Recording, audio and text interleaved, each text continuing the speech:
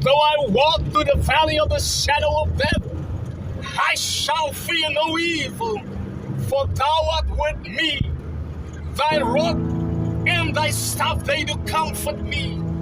Vind vertroosting in die staf van die Here.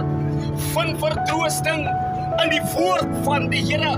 Hoe kan ek vertroosting vind in die staf van die Here? Wanneer die herder sy staf gebruik.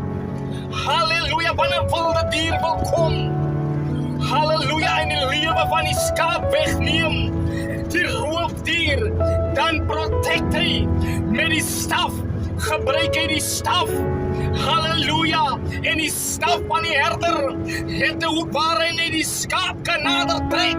En ook kan hy gaan gebruik om homself te defend.